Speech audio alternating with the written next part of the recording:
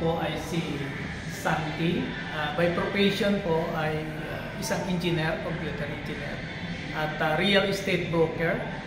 Matagal sa abroad, pabalik-balik, iba't ibang bansa. Ngunit isang araw nagkaroon kami ng problema sa bahay. Nagkaroon ng sakit ang aking misis.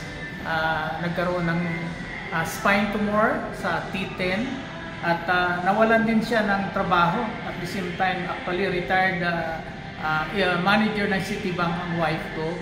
Pero nagkaroon po ng problema kasi nga nawalan na kami ng trabaho during pandemic.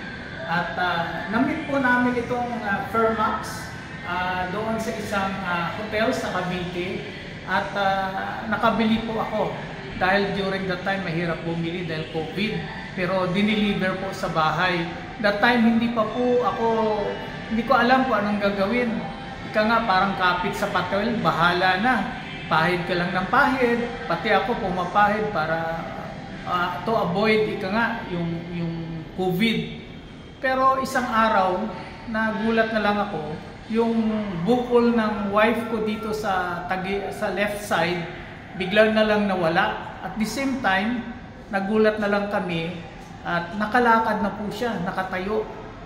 Sabi nga, totoo naman, it's the grace of God, miracle ng Panginoon, pero totoo naman na ang ating cream ay miracle cream kung tawagin sa Malaysia. At salamat sa Fermax, salamat sa Panginoon na ginamit niya itong instrument para sa aking asawa. Ngayon ay nakakapagwalis na yung asawa ko, nakakalakad na. At nagpapasalamat ako sa Panginoon. At ngayon din ay isa na rin akong Diamond member ng Fermax sa RF3 Cubao. Kaya nagpapasalamat ako na na-meet ko at marami ditong mga kasamahan natin. Ganon din na situation, kaya masaya kami na nagtatrabaho sa office na ito.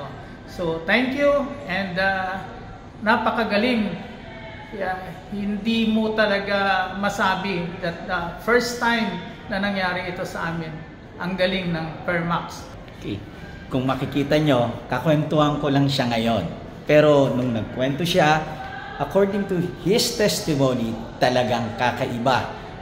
Parang ang lalong tumibay ang aking paniniwala sa Fermax. Hindi lamang siya.